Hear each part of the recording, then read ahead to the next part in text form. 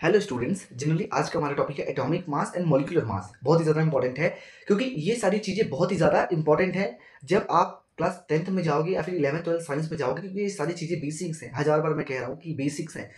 तो अच्छी तरीके से हर एक चीज़ को समझना है। देखो, मार्क्स लाने के लिए नहीं पढ़ना है, मार्क्स लाने के लिए पढ़ना है, अच्छी बात है, लेकिन समझना भी है स्टेप बाय स्टेप कि मैं क्या कहना चाहता हूँ। और जो ये एनसीईआरटी बुक क्लास 9th क्या कहनी चाहती है, उसको भी आपको स्टेप बाय स्टेप हर एक चीज़ को समझना है। मार्क्स लाने के लिए नहीं पढ़ना है, समझने के लिए पढ़ना है, नॉलेज बढ़ाने के लिए पढ़ना है, क्योंकि यही चीज़ें आपके क्लास 10th में बहुत ज़्यादा यूज़फुल होंगी। आशा करता हूँ आपको समझ में आया हो। देखो, मैं बकवास नहीं कर रहा हूँ, प्लीज़ इसे समझना अच्छी तरीके से। ओके, समझ में आ रहा हो मैं क्या कहना चाहता हूँ आपको? ठीक है, so let's start, come two point. Atomic mass, atomic mass का देखो मतलब क्या होता है।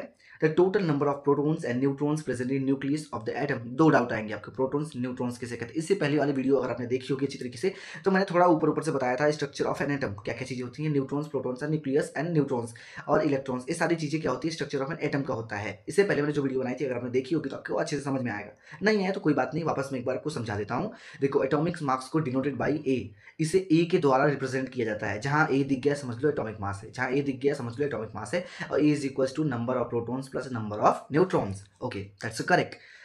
तो देखो, अब मान लो स्ट्रक्चर ऑफ एन एटम है, एटम का एक स्ट्रक्चर है, ठीक है। इसमें तीन चीजें होती हैं। क्या क्या चीजें होती हैं दोस्तों? पहले पहले पहले देखते हैं क्या होता है।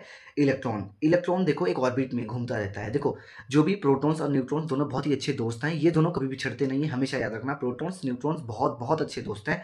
ये कभी नहीं बिछड़ते, कभी नहीं बिछड़ते, बहुत ही अच्छे दोस्त हैं। और ये इलेक्ट्रॉन जो होता है इनका नॉर्मल दोस्त होता है, कभी आता है कभी चले जाता है। समझ रहे हो ना आप? तो ये ऑर्बिट में रोटेशन लगा देता है जो इलेक्ट्रॉन होता है। आशा करता हूँ आपको समझ में आया हो। तो यही सारी चीजें थी इसके अंदर। देखो, जो प्रोटॉन्स और न्यूट्रॉन्स न्यूक्लियस के अंदर होते हैं, न्यूक्लियस के अंदर बंद होते हैं, न्यूक्लियस के अंदर बंद होते हैं, ठीक है।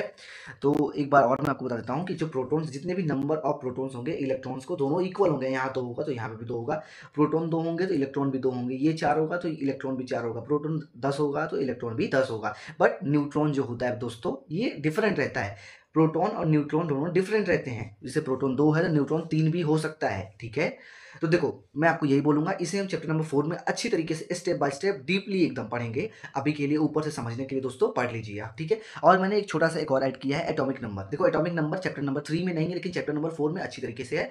लेकिन मैं आपको एटॉमिक नंबर इसलिए पढ़ा रहा हूँ क्योंकि एटॉमिक मास के साथ एटॉमिक नंबर में कुछ कुछ सिमिलरिटी से ये बहुत ही छोटा है, बहुत ही जल्दी आप समझ जाओगे। तो मैं सोच रहा हूँ अभी ही आपको पढ़ा दूं, जिससे एक टेबल मैं आपको समझाऊंगा। जो टेबल अगर आप समझ गए, अगर आपने टेबल अच्छे से रट्टा मार लिया, देखो टेबल अभी मैं आपको दिखाऊंगा। पहले एटॉमिक नंबर समझते हैं क्या होता है। एटॉमिक नंबर क्या होता है? The number of protons present in the nucleus of an atom. देखो, उसमें क्या था, एटॉमिक मास के अंदर protons plus neutrons, proton plus neutron दोनों थे, बस खाली इसमें प्रोटॉन है। एटॉमिक मास में खाली प्रोटॉन है। इसे डिनोटेड बाई जेड, जेड से रिप्रेजेंट करते हैं। जहां जेड दिख गया वो क्या है? एटॉमिक नंबर है। प्लीज यार कमेंट सेक्शन में जरूर बताना कि मैं कैसा पढ़ा रहा हूँ, अच्छा पढ़ा रहा हूँ या खराब पढ़ा रहा हूँ। अच्छा पढ़ा रहा हूँ तो लिखना बेस्ट या फिर नाइस, प्लीज। हाँ, कोई भी डाउट हो तो कमेंट सेक्शन में भी पूछ सकते हो आप। ओके, जेड मतलब नंबर ऑफ प्रोटॉन।